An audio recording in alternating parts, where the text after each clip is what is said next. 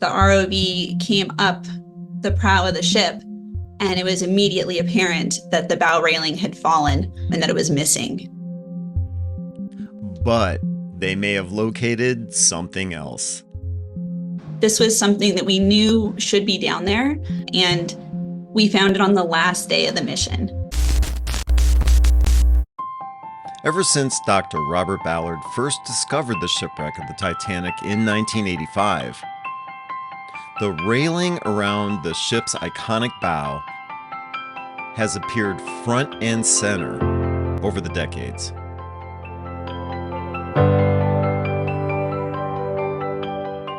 And was made famous by James Cameron's 1997 blockbuster film.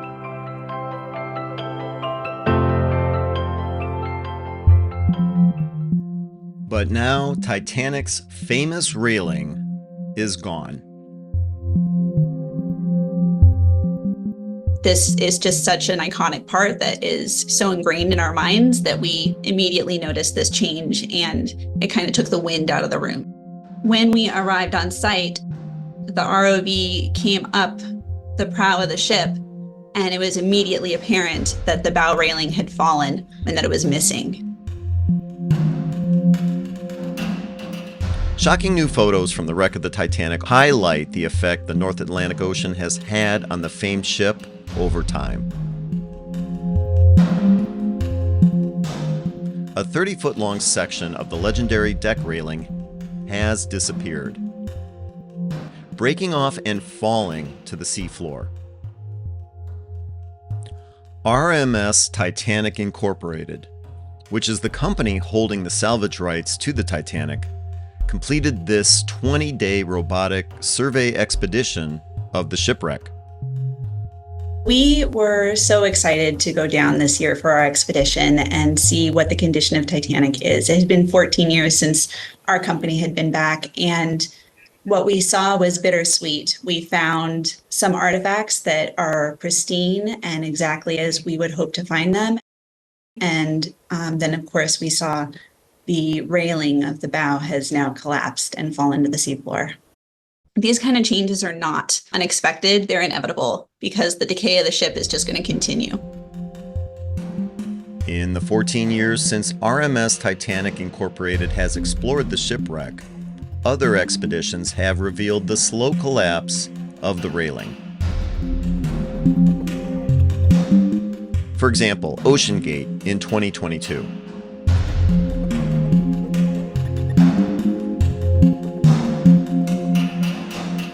It was long considered miraculous that the railing stayed intact despite the massive ship's collision with the ocean floor.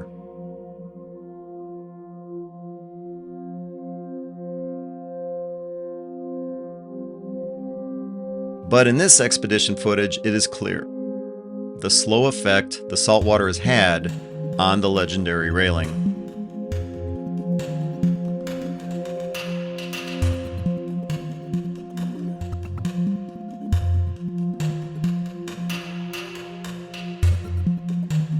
And then Magellan, during their comprehensive 3D scan in 2023, shows an even greater weakening of the railing.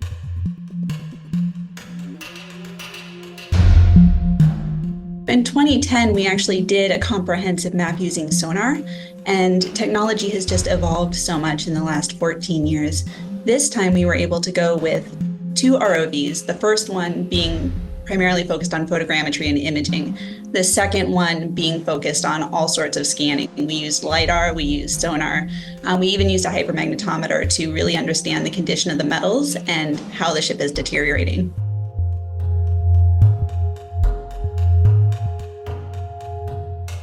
But the news wasn't all bad.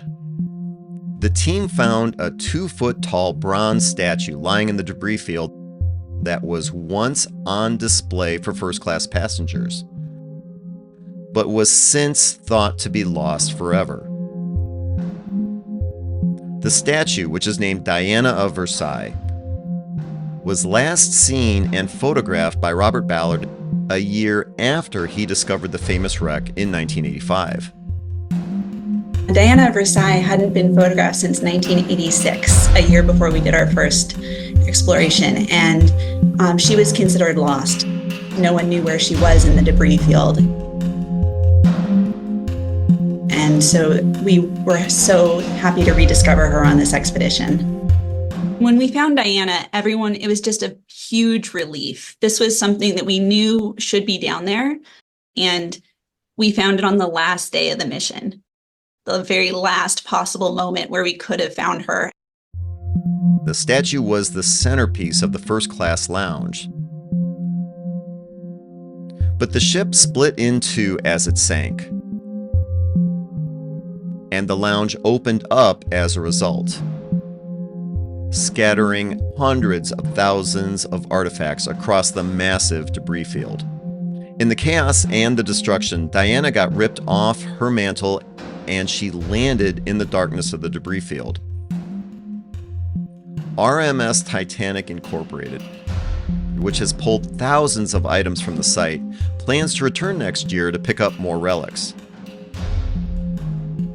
And the team would like to salvage the statue as well. This is a really beautiful little fashionable bag, and it belonged to Marion Meanwell. We saw a lot of passengers' luggage on this trip, and in the past, we have recovered some that was in better condition. But what we're really seeing is just the rapid deterioration of the shipwreck and of the things that are resting on the ocean floor, and that is what we're primarily focused on. Our first 7 dives, we've recovered over 5,500 artifacts between 1987 and 2004. And so right now we're just focused on imaging and documenting. If there's anything that we think is at risk or that we think would help tell Titanic's story, we haven't yet made those determinations. We have millions of photos to go through after this expedition, hundreds of hours of footage and scans to go through. So it's going to be a monumental task for us to go through and decide what our next steps are going to be. The amount of detail that's going to be in these pictures is going to give us all the detail we need, all the information we need to be able to really strategize how we move forward with Titanic. Anything that's down there, we can understand a little bit better the rate of deterioration, and it is a race against the clock. If we did want to preserve something, the sooner the better. Deterioration is only going to keep going, it's only going to accelerate, and these things are only going to get harder and more fragile to recover.